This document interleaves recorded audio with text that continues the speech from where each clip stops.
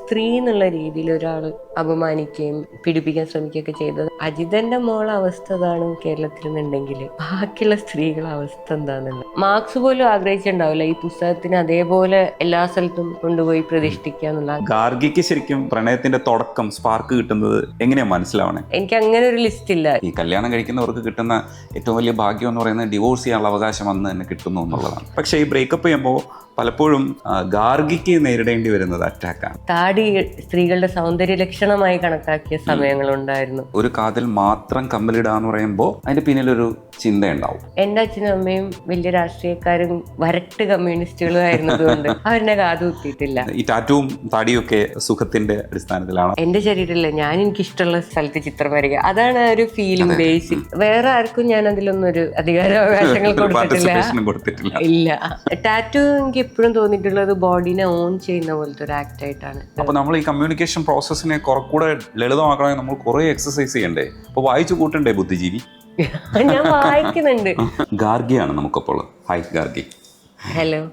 ജേർണലിസത്തിലേക്ക് ഞാൻ വരുമ്പോൾ എൻ്റെ മനസ്സിനകത്ത് ലോകത്തെക്കുറിച്ചൊരു സുന്ദര സ്വപ്നമുണ്ട്.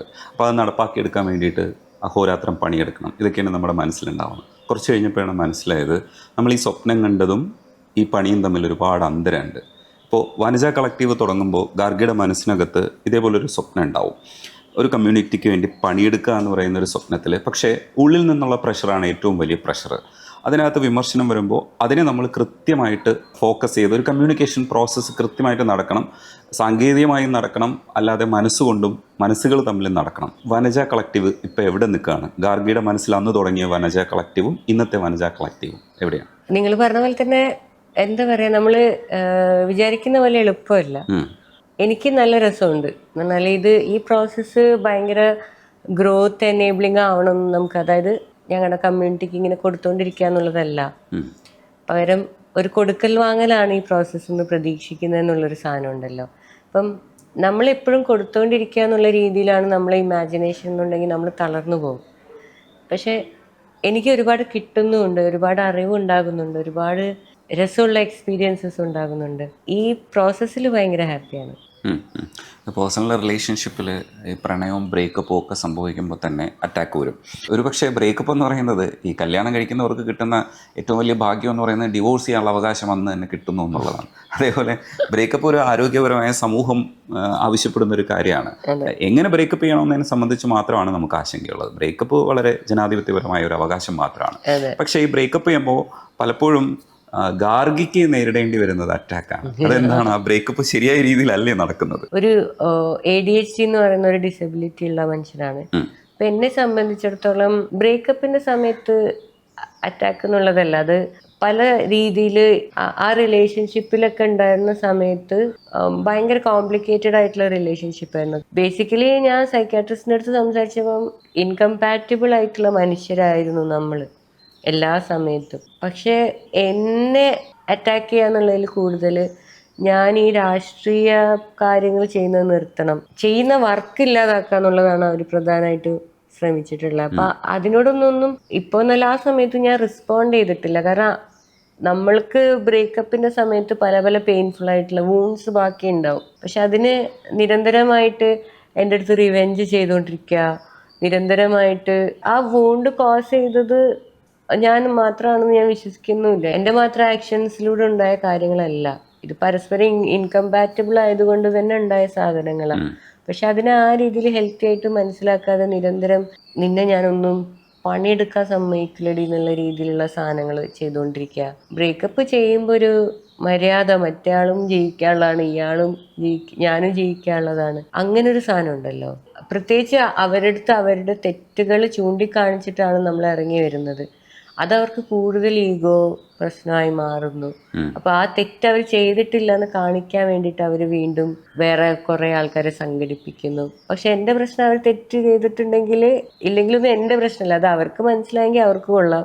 എന്നെ ബോധിപ്പിക്കേണ്ട കാര്യങ്ങളൊന്നുമല്ല. ഒരാളെ കാണണമെന്ന് ആഗ്രഹിക്കലായിരിക്കും നമുക്ക് അയാളോട് ഇഷ്ടമുണ്ടെന്ന് നമുക്ക് തോന്നി തുടങ്ങാം. അയാളെ തന്നെ നമുക്ക് കാണണമെന്ന് വിചാരിക്കുന്ന വിചാരം കൂടുമ്പോഴായിരിക്കും ഒരു പ്രണയം സംഭവിക്കുക. അല്ലൊരു സ്പാർക്കായിരിക്കും പെട്ടെന്ന്, ഇല്ലെങ്കിൽ ഒരു ബട്ടർഫ്ലൈ എഫക്റ്റ് ആയിരിക്കും ഉണ്ടാവുക. അപ്പോൾ ഗാർഗിക്ക് ശരിക്കും പ്രണയത്തിന്റെ തുടക്കം സ്പാർക്ക് കിട്ടുന്നത് എങ്ങനെയാ മനസ്സിലാവണേ? ഞാൻ ഒരുപാട് പേരെ പ്രണയിച്ചിട്ടുണ്ട്. ഓരോ കേസിലും വ്യത്യാസമുള്ള കാര്യമാണ്. നമുക്ക് അങ്ങനെ ഒരു ജനറൽ, എനിക്ക് അങ്ങനെ ഒരു ലിസ്റ്റ് ഇല്ല ഇന്ന പോലെയാണ് വേണ്ടതെന്നുള്ളത്. ബെൽ ഹൂക്സ് എന്ന് പറഞ്ഞിട്ട് ഫെമിനിസ്റ്റ് ഓഥറായിട്ടുള്ള ഒരു വളരെ പ്രധാനപ്പെട്ട ഒരു എഴുത്തുകാരിയാണ്. അവർ മരിച്ചുപോയി.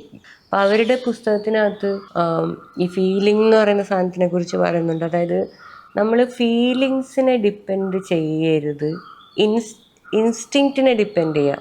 ഇൻസ്റ്റിങ്ക്റ്റ് ആക്ച്വലി നമുക്ക് ഗട്ട് ഫീലിംഗ് വരുമല്ലോ, ഇയാൾക്ക് എന്നോട് പ്രേമുണ്ട് എന്നുള്ള ഗട്ട് ഫീലിംഗ് വരുന്നത് വേറെ. പക്ഷെ ഈ ഫീലിംഗ് ഉണ്ടല്ലോ, കാണണം എന്നുള്ള സാധനം, അത്തരം ഫീലിങ്സിന് നമ്മൾ പ്രണയമാണോ അല്ലെന്ന് ജഡ്ജ് ചെയ്യാൻ വേണ്ടി ഉപയോഗിക്കരുത് എന്നുള്ളതാണ് അവർ പറയുന്നത്. അവർ പറയുന്നത് നമ്മൾ കോൺക്രീറ്റ്ലി ഇല്ല, സ്നേഹത്തിന് ഒരു ആക്ഷനായിട്ട് തന്നെ മനസ്സിലാക്കണം, ഒരു ആക്റ്റായിട്ട്, ഒരു കൊടുക്കൽ വാങ്ങലായിട്ട്. അല്ലാതെ എനിക്കന്ന് അങ്ങനെ പ്രേമം തോന്നി, എന്നിട്ട് അവരെ ഞാൻ 1 വർഷം കണ്ടില്ല, ആ പ്രേമം ഇപ്പോഴും എനിക്ക് തോന്നുന്നുണ്ട്, അങ്ങനത്തെ സാധനങ്ങൾ ശരിക്കും പ്രേമമാണോ എന്നുള്ളത് നമ്മൾ പരിശോധിക്കണം എന്നാണ് അവർ പറയുന്നത്. ഇറ്റ്സ് നോട്ട് എ ഫീലിംഗ് എന്നാണ് അവർ പറയുന്നത്. Love is not a feeling, love is an act. നമ്മൾ അവർക്ക് വേണ്ടി എന്തൊക്കെ ചെയ്യാൻ തയ്യാറാവുന്നു, അവർ നമുക്ക് വേണ്ടി എന്തൊക്കെ ചെയ്യാൻ തയ്യാറാവുന്നു, അവർ നമ്മൾക്കിടയിലുള്ള ഈ ഗ്യാപ്പിൽ എന്തൊക്കെ ബിൽഡ് ചെയ്യാൻ തയ്യാറാവുന്നു, എന്തൊക്കെ ഉപേക്ഷിക്കാൻ തയ്യാറാവുന്നു.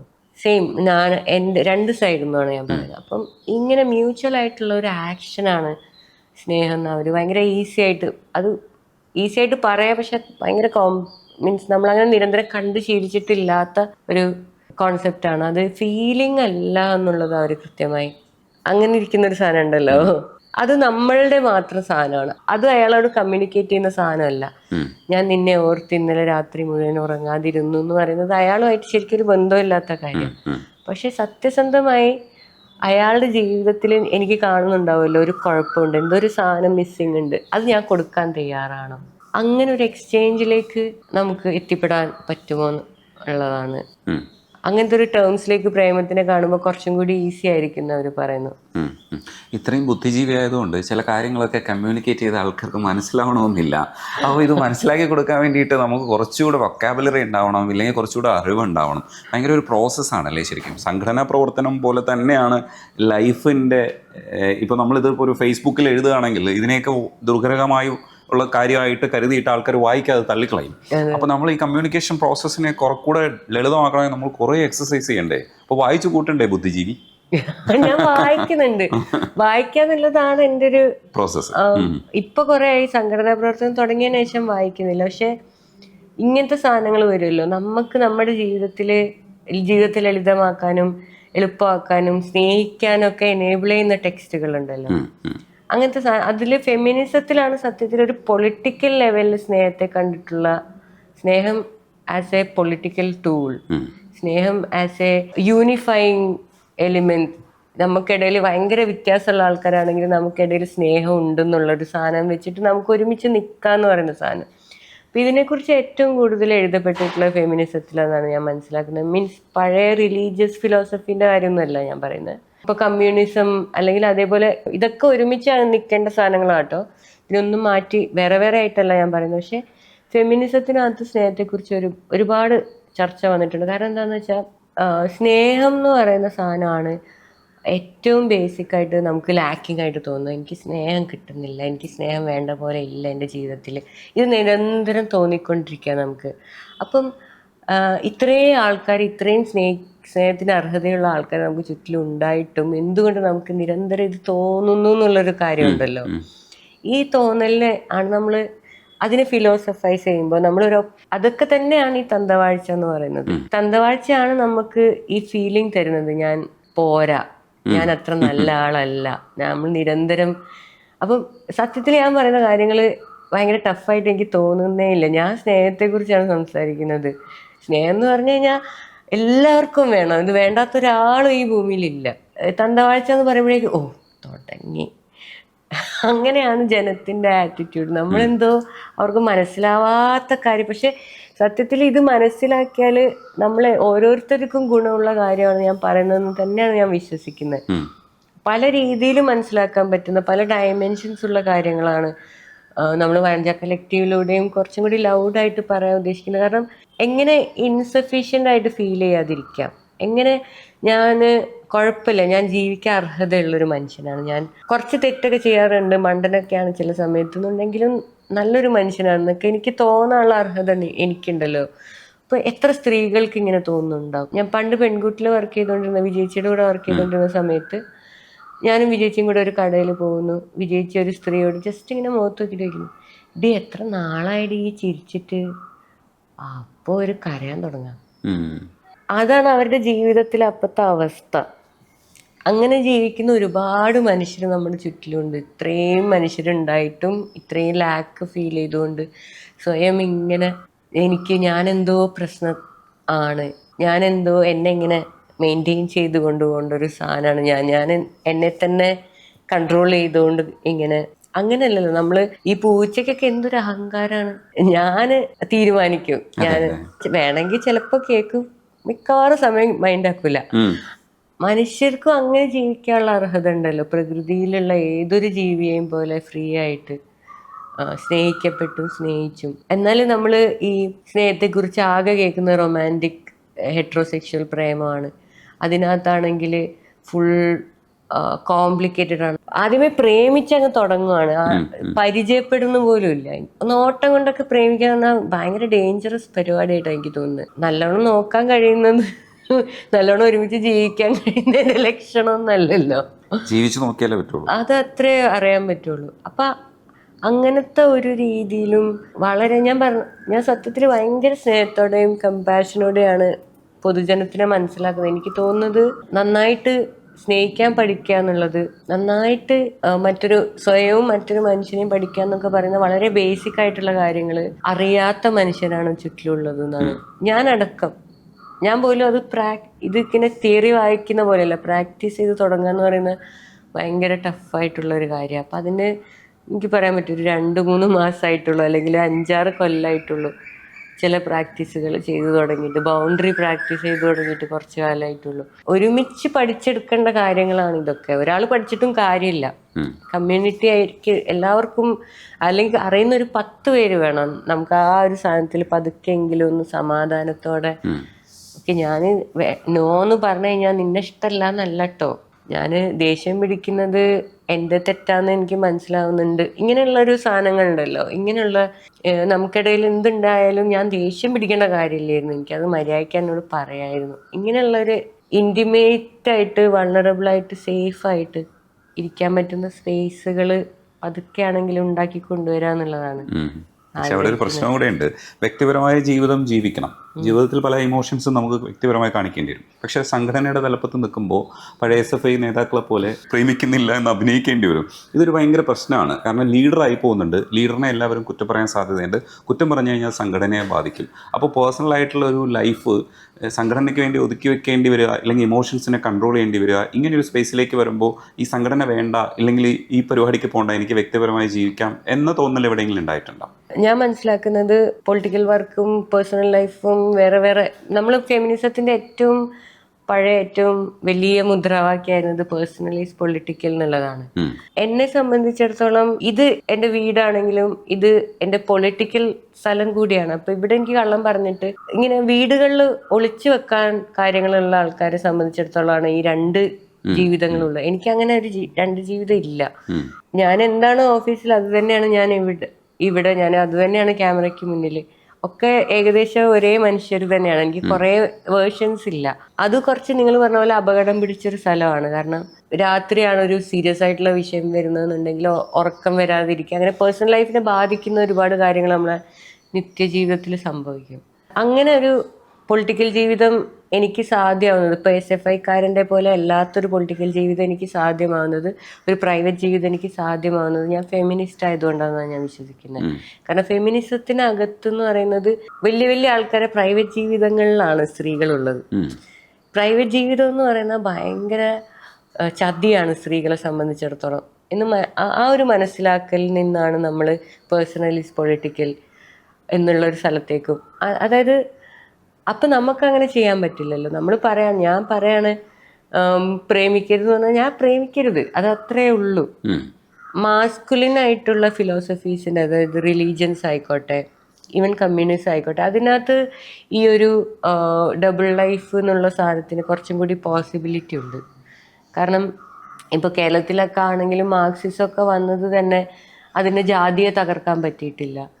അല്ലെങ്കിൽ അങ്ങനെ ശരിക്കും ആൾക്കാരുടെ ജീവിതത്തിലുള്ള അവർ അനുഭവിക്കുന്ന ഓപ്പറേഷൻസിനെ കൃത്യമായി അഡ്രസ്സ് ചെയ്യാൻ പറ്റിയിട്ടില്ല എന്ന് ഞാൻ മനസ്സിലാക്കുന്നുണ്ട് കേരളത്തിൽ വന്നിട്ടുള്ള. കാരണം മാർക്സ് പോലും ആഗ്രഹിച്ചിട്ടുണ്ടാവില്ല ഈ പുസ്തകത്തിന് അതേപോലെ എല്ലാ സ്ഥലത്തും കൊണ്ടുപോയി പ്രതിഷ്ഠിക്കുക എന്നുള്ള. അങ്ങനെയല്ല, ഓരോ സ്ഥലത്തും ഓരോ ജീവിത സാഹചര്യത്തിലും കൾച്ചറിനും അനുസരിച്ചിട്ട് ഈ തിയറീസൊക്കെ നമുക്ക് മാറ്റി വായിക്കാനും മാറ്റി എഴുതാനും ഒക്കെ പറ്റണം.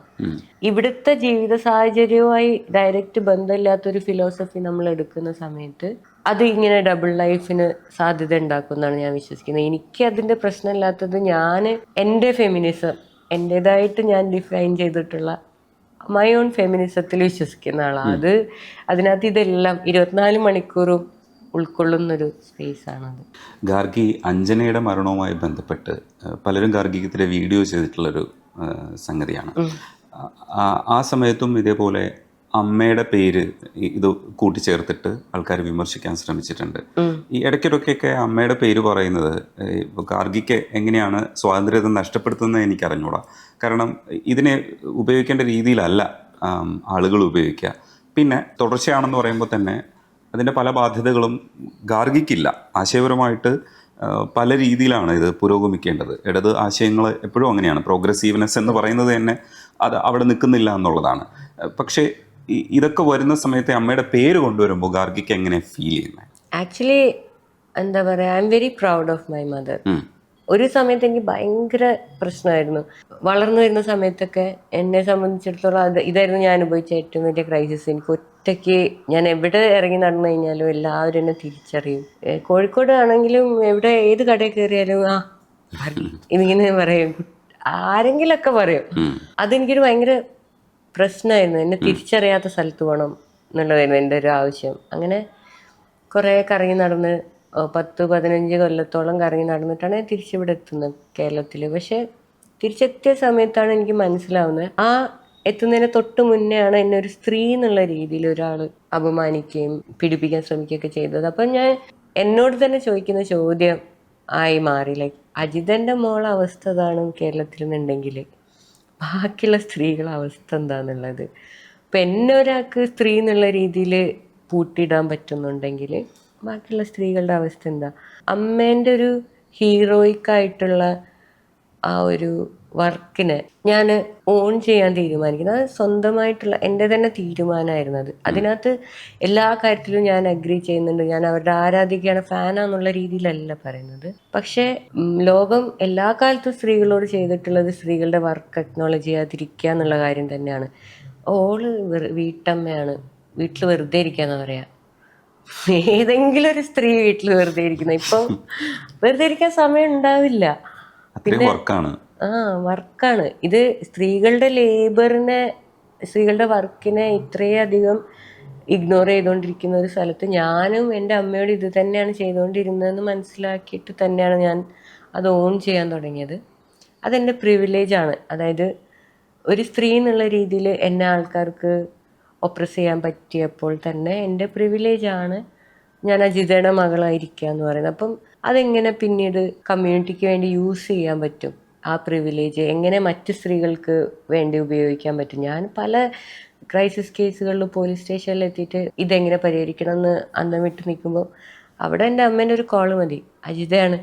പോലീസുകാരൊക്കെ അങ്ങോട്ടും ഇങ്ങോട്ടും ഓടി കളിക്കാൻ തുടങ്ങുന്നു. സീനായി മോനെ, എന്താ വിഷയം എന്നൊന്നും പോലീസുകാർക്ക് അറിയണ്ട. എന്താ അമ്മ വളരെ സില്ലിയായിട്ട് വെറുതെ എന്തായി സാറേ എന്നൊക്കെ അമ്മയ്ക്കും അറിയില്ല അത് വലിയ പ്രധാനപ്പെട്ട സംഭവമായിട്ട്. പക്ഷെ ആ പ്രശ്നം അവിടെ മാജിക്കലി പരിഹരിക്കപ്പെടുന്ന ഞാൻ കണ്ടിട്ടുണ്ട്. അപ്പോഴാണ് ഞാനിത് ഓക്കെ, വേറെയും വിഷയങ്ങളിൽ വേറെയും സ്ത്രീകൾക്ക് വേണ്ടി ഇത് ഉപയോഗിക്കാൻ പറ്റുമല്ലോ. എൻ്റെ അമ്മ അങ്ങനെ ഒരു പണി എടുത്തു വെച്ചിട്ടുണ്ട്. ഇപ്പം എന്നെ സംബന്ധിച്ചിടത്തോളം I am very proud of my ഗ്രാൻഡ് മദറിൻ്റെ വർക്കാണെങ്കിലും മദറിൻ്റെ വർക്കാണെങ്കിലൊക്കെ എപ്പോഴും ഈ അച്ഛന്മാരെ പേരിലാണല്ലോ വർക്ക്. എൻ്റെ മകനാണ്, നല്ല അച്ഛൻ്റെ മകനായതുകൊണ്ടാണ് എനിക്ക് നല്ല അമ്മയുടെ മകളായിട്ട്, നല്ല അമ്മൂമ്മയുടെയും നല്ല ഉമ്മമാരുടെയൊക്കെ മകളായിട്ട് അറിയപ്പെടുക. അതായിരിക്കണം എൻ്റെ വർക്ക് എന്നാണ് ഞാൻ വിചാരിക്കുന്നത്. എൻ്റെ ആൻസിസ്ട്രി എന്ന് പറഞ്ഞാൽ തായ് വഴിയാണ്. അതിൽ I am very proud of my. പക്ഷെ അന്വേഷി പോലൊരു സംഘടനയുള്ളപ്പോഴും ഒരു പുതിയ സംഘടന തന്നെ അതിൻ്റെ ഉള്ളിൽ നിന്നിട്ട് എന്തുകൊണ്ട് വർക്ക് ചെയ്യേണ്ട, ഇല്ലെങ്കിൽ അങ്ങനെ ഒരു തുടർച്ച തന്നെ ഏറ്റെടുക്കാമായിരുന്നില്ലേ? അത് അന്വേഷി ശരിക്കും ഇതിന് പാകപ്പെടുന്ന ഒരു സംഘടന ആയിരുന്നില്ലേ? അല്ല, അന്വേഷിയുടെ വർക്ക്, അന്വേഷി സ്ത്രീകൾ എന്ന് പറഞ്ഞിട്ട് സ്ത്രീകൾക്ക് വേണ്ടി വർക്ക് ചെയ്യുന്ന സംഘടന വളരെ പ്രധാനപ്പെട്ട വർക്കാണ് അവർ ചെയ്യുന്നത്. ഒരുപാട് സ്ത്രീകളെ ഡൊമസ്റ്റിക് വയലൻസിൽ നിന്നും നിന്നും അതേപോലുള്ള സിറ്റുവേഷൻസിൽ നിന്നും എംപവർ ചെയ്തിട്ടുണ്ട്, അവർ റീഹാബിലിറ്റേറ്റ് ചെയ്തിട്ടുണ്ട്, അങ്ങനെയുള്ള കാര്യങ്ങളൊക്കെ ചെയ്തിട്ടുണ്ട്. പക്ഷേ എൻ്റെ പൊളിറ്റിക്കൽ അണ്ടർസ്റ്റാൻഡിങ് എന്ന് പറയുന്നത് സ്ത്രീകൾ ഒപ്രസ്ഡ് ആണ്, അതുപോലെ തന്നെ ഒപ്രസ്ഡ് ആണ് ക്യൂർ മനുഷ്യരും. അതുപോലെ തന്നെ എന്ന് പറഞ്ഞാൽ ഇവർ തമ്മിൽ കമ്പാരിസൺ അല്ല കേട്ടോ ഞാൻ പറയുന്നത്. ഇതൊക്കെ വേറെ വേറെ രീതിയിലുള്ള ഓപ്പറേഷൻസ് ആണ്. സ്ത്രീകളുടേത് വേറെ, ക്യൂർ കമ്മ്യൂണിറ്റീൻ്റെ വേറെ, ദളിത് ആദിവാസി കമ്മ്യൂണിറ്റീൻ്റെ വേറെ, റിലീജിയസ് മൈനോറിറ്റീസിൻ്റെ വേറെ, ഡിസേബിൾഡ് കമ്മ്യൂണിറ്റീൻ്റെ വേറെ, അങ്ങനെ പലതരം ഓപ്പറേഷൻസ് ഇവിടെ ആളുകൾ അനുഭവിക്കുന്നുണ്ട്. അതൊരു വൺ സ്ട്രക്ചറാണ്, ഒരു വലിയ ഇലാബറേറ്റ് ആയിട്ടുള്ള ക്യാപിറ്റലിസ്റ്റ് ആയിട്ടുള്ള കാസ്റ്റിസ്റ്റ് ആയിട്ടുള്ള ഒരു സ്ട്രക്ചറാണത്. അതിനെ ഇങ്ങനെ പല പല ഇഴകളാക്കി മാറ്റി വെച്ചിട്ട് നമുക്കത് ഡീൽ ചെയ്യാൻ കഴിയില്ല എന്നുള്ളൊരു മനസ്സിലാക്കലിൽ നിന്നാണ് നമ്മൾ വനിതാ കളക്റ്റീവിനെ ഇൻ്റർസെക്ഷണൽ ഫെമിനിസ്റ്റ് ഓർഗനൈസേഷൻ എന്ന് വിളിക്കുന്നത്. ഇൻ്റർസെക്ഷണൽ ഫെമിനിസം എന്ന് പറയുന്നത് ഇതാണ് ഐഡിയ. അതായത് ഒരാളുടെ ഐഡൻറ്റിറ്റി എന്ന് പറഞ്ഞു കഴിഞ്ഞാൽ അയാൾ സ്ത്രീ ആയിരിക്കുമ്പോൾ തന്നെ അയാൾ ദളിതും ആയിരിക്കാം, സ്ത്രീ ആയിരിക്കുമ്പോൾ തന്നെ ക്യൂറും ആയിരിക്കാം, ഇതെല്ലാം കൂടി ചേർന്ന് മിക്സ് ആയിരിക്കാം അയാളുടെ ഐഡൻറ്റിറ്റി. അപ്പം അയാൾക്കൊരു പ്രശ്നം വരുമ്പോൾ അയാൾ ക്യൂർ ഓർഗനൈസേഷനിൽ പോകണോ, സ്ത്രീകളുടെ ഓർഗനൈസേഷനിൽ പോകണോ, ദളിതരുടെ ഓർഗനൈസേഷനിൽ, അങ്ങനെ അല്ലല്ലോ പ്രശ്നങ്ങൾ ഇവിടെ നിലനിൽക്കുന്നത്. അങ്ങനെയല്ലല്ലോ അടിച്ചമർത്തൽ ഇവിടെ ഉള്ളത്. ഒരേ ആൾക്ക് തന്നെ പലതരം അടിച്ചമർത്തൽ ഏറ്റുവാങ്ങുന്ന സാഹചര്യത്തിൽ അത് 1+1+1 എന്ന് കൂട്ടിയാൽ അത് കറക്റ്റായിട്ട് മനസ്സിലാക്കാൻ പറ്റില്ല എന്നുള്ളതാണ് ഇൻ്റർസെക്ഷനാലിറ്റി പറയുന്നത്. അത് ഇതിൻ്റെയൊക്കെ എത്രയോ കൂടുതൽ, എത്രയോ കോംപ്ലിക്കേറ്റഡ് ആയിരിക്കും എന്നാണ് മനസ്സിലാക്കുന്നത്. ഇപ്പോൾ ഒരു സ്ത്രീ ആയിരിക്കുമ്പോൾ ഉള്ള അവരനുഭവിക്കുന്ന വിവേചനത്തിനേക്കാൾ കോംപ്ലിക്കേറ്റഡ് ആയിരിക്കും ഒരു ദളിതായിട്ടുള്ള ദരിദ്രയായിട്ടുള്ള സ്ത്രീ, മച്ച് മോർ കോംപ്ലിക്കേറ്റഡ് ആയിരിക്കും എന്നുള്ളതാണ്. അപ്പം ഇൻ്റർസെക്ഷനാലിറ്റി എന്ന് പറയുന്ന ഒരു ഐഡിയ ആണ് നമ്മൾ, അതുകൊണ്ട് തന്നെ വനജയിൽ നമുക്ക് സ്ത്രീകൾക്ക് മാത്രമേ സർവീസ് തരൂ എന്ന് പറയാൻ പറ്റില്ല, ക്യൂറായ ആൾക്കാർക്ക് മാത്രമേ തരൂ. ഈ ലോങ് കാറ്റഗറി തന്നെയാണ് നമ്മൾ എഴുതി വെച്ചിരിക്കുന്നത്. ഇതെല്ലാം കണക്റ്റഡ് ആണെന്ന് തന്നെ നമ്മൾ മനസ്സിലാക്കുന്നത്. ഗൗരവമുള്ള വിഷയങ്ങളാണ്. അതിനപ്പുറം ഗൗരവമുള്ളൊരു കാര്യം ചോദിക്കാനുണ്ട്, പക്ഷെ ലളിതമാണെന്ന് ചിലർക്കൊക്കെ തോന്നും. സിനിമയോടൊക്കെ മോഹമുള്ള ഒരാളാണ്. ഒരുപക്ഷെ പൊളിറ്റിക്സ് സിനിമ ഒരു ഫ്രെയിമിൽ, അല്ലെങ്കിൽ ഒരു സിനിമാറ്റിക് ആയിട്ട് നമുക്ക് പല കാര്യങ്ങൾ അവതരിപ്പിച്ചു കഴിഞ്ഞാൽ മാസ് ഓഡിയൻസിനെ നമുക്ക് ബോധവൽക്കരിക്കാൻ കഴിയും. അത്തരത്തിലൊക്കെ സിനിമയെ നോക്കിക്കാണുന്നുണ്ടോ? അതേ സാധാരണ നോർമൽ നമുക്ക് ചിരിക്കാൻ തമാശ പറയാനൊക്കെയുള്ള സിനിമകൾ, അത്തരം സിനിമകളോടൊക്കെ താല്പര്യമായിട്ട് അതൊക്കെ എടുക്കണമെന്നാണോ മനസ്സിലാഗ്രഹിക്കുന്നത്? ഉറപ്പായിട്ട് സിനിമ വളരെ സീരിയസ് ആയിട്ടുള്ള ഒരു പരിപാടിയായിട്ടാണ് ഞാൻ മനസ്സിലാക്കുന്നത്. It's not a fun thing at all. ഒരുപാട് മനുഷ്യരെ മോൾഡ് ചെയ്യുന്നത് വരെ സിനിമയാണ്, നമുക്കറിയാവുന്ന കാര്യമാണല്ലോ. ഞാൻ പബ്ലിക് ടോക്കിൽ പറയാറുണ്ട്, അതായത് രാമൻ എന്ന് പറയുന്ന ഒരു ഫിഗർ, ഭാര്യയുടെ കന്യാകാത്വത്തിൽ സംശയിക്കുന്ന ഒരു, എന്നാൽ ബ്രാഹ്മണർക്ക് വേണ്ടി ആരെ വേണമെങ്കിലും പോയി കൊല്ലാൻ തയ്യാറായിട്ടുള്ള, ഇപ്പം ശംഭുകൻ എന്ന് പറയുന്ന ഒരു ഋഷി ശൂദ്രനായിരുന്നു. അപ്പോൾ അയാൾ മനനം ചെയ്യാൻ തുടങ്ങി. അപ്പോൾ അത് ഭയങ്കര പ്രശ്നമായിട്ട് ഒരു ബ്രാഹ്മണൻ്റെ മകൻ ചത്തുപോയി. അങ്ങനെ ഈ ബ്രാഹ്മണൻ്റെ മകനെ രക്ഷിക്കാൻ വേണ്ടിയിട്ട് ഈ ശംഭുകനെ നേരെ പോയിട്ട് ഇങ്ങനെ വെട്ടിക്കൊല്ലുന്ന ആളാണ് രാമൻ. ഈ രാമൻ്റെ സവർണ ബ്രാഹ്മണന് വേണ്ടി ഈ കാര്യങ്ങളെല്ലാം ചെയ്യുന്ന ഒരു ക്ഷത്രിയൻ്റെ റോളാണ്. ഈ റോൾ എന്ന് പറയുന്നത് ഇന്നും ഇന്ത്യൻ സിനിമയിൽ ഏറ്റവും തീവ്രമായിട്ട് റെപ്ലിക്കേറ്റ് ചെയ്യപ്പെടുന്ന ഒരു ഫിഗറാണത്, ഈ രാമൻ്റെ ഫിഗർ എന്ന് പറഞ്ഞാൽ. ഇപ്പോൾ ജയ് ശ്രീറാം എന്ന് പറയുന്നത് സിമ്പിളല്ല. അത് ആയിട്ട് ഷാറുഖ് ഖാനും അഭിനയിച്ചിട്ടുണ്ട്, മമ്മൂട്ടി അഭിനയിച്ചിട്ടുണ്ട്, മോഹൻലാലും അഭിനയിച്ചിട്ടുണ്ട്. ആ ഒരു സ്റ്റീരിയോടിപ്പിക്കൽ മെയിൽ ക്യാരക്ടർ, ഒരു ഹീറോയിക് ആയിട്ടുള്ള ധർമ്മത്തിന് വേണ്ടി എന്നാണ് പറയുന്നത്. പക്ഷെ ഈ ധർമ്മം എന്താണെന്ന് ചോദിക്കുമ്പം ബ്രാഹ്മണർക്ക് അത് ഇഷ്ടമല്ല, അത്രേ ഉള്ളൂ അതിൽ ആ കഥയിൽ. അപ്പോൾ രീതിയിലുള്ള ഹീറോ ഫിഗേഴ്സിനെ വീണ്ടും വീണ്ടും നൂറ്റാണ്ടുകളായിട്ട് ഇങ്ങനെ റെപ്ലിക്കേറ്റ് ചെയ്തുകൊണ്ടിരിക്കുന്ന ഒരു സാഹിത്യ കലാപാരമ്പര്യമാണ് നമുക്കുള്ളത്. അപ്പൊ അതിനകത്ത് ക്രിയേറ്റീവായിട്ട് ഇടപെടുക എന്ന് പറയുന്നത് വളരെ സീരിയസ് ആയിട്ടുള്ളൊരു വിഷയമായിട്ട് തന്നെയാണ് ഞാൻ മനസ്സിലാക്കുന്നത്. കരിന്തണ്ടൻ എന്ന് പറയുന്ന സിനിമ, ലീല എന്ന് പറഞ്ഞിട്ട് എൻ്റെ സുഹൃത്ത് അത് എഴുതി ചെയ്തിട്ടുണ്ടായിരുന്നു, അതിൻ്റെ സ്ക്രിപ്റ്റൊക്കെ ചെയ്തിട്ടുണ്ടായിരുന്നു. അപ്പോൾ അതിൽ ഞാൻ പോയിട്ട് അവരുടെ കൂടെ കുറച്ചു കാലം വർക്ക് ചെയ്തിട്ടുണ്ടായിരുന്നു ഇപ്പോൾ റീസെൻ്റ്ലി. അപ്പോൾ അങ്ങനെ ആ സിനിമ വരാൻ ഞാൻ ഭയങ്കര എക്സൈറ്റഡ് ആണ്. ഒരു ആദിവാസി മനുഷ്യൻ്റെ ഒരു ഹീറോയിക് ആയിട്ടുള്ള അത് അവർ പറയുമ്പോൾ എന്തായാലും അത് അവരുടെ കാഴ്ചപ്പാടുന്നായിരിക്കുമല്ലോ. ലീല ഒരു ആദിവാസി സ്ത്രീയാണ്. അപ്പോൾ അവർ പറയുമ്പം സത്യസന്ധമായിട്ട് ഈ കഥയെക്കുറിച്ച് എന്താണ് അവർക്ക് പറയാനുള്ളത് അതായിരിക്കുമല്ലോ അവർ പറയാം. അപ്പം അങ്ങനെയുള്ള ഒരുപാട് വേർഷൻസ്, സ്ത്രീകളുടെ കഥകൾ സ്ത്രീകൾ തന്നെ പറയുക, ദളിതരുടെ കഥകൾ ദളിതർ തന്നെ പറയുക എന്ന് പറയുമ്പോൾ സിനിമയിൽ അത്രയും ഭീകരമായ കാഴ്ചകളാണ് നമുക്ക് കിട്ടാൻ തുടങ്ങുന്നത്. ഇപ്പം വാഴ എന്ന് പറയുന്ന തമിഴ് സിനിമ, അതേപോലെ മാരി സെൽവരാജ് പോലെ ഒരുപാട് വെട്രിമാർ, തമിഴിലിങ്ങനെ വലിയൊരു റേഞ്ച് ഓഫ് ആൾക്കാർ വന്നല്ലോ.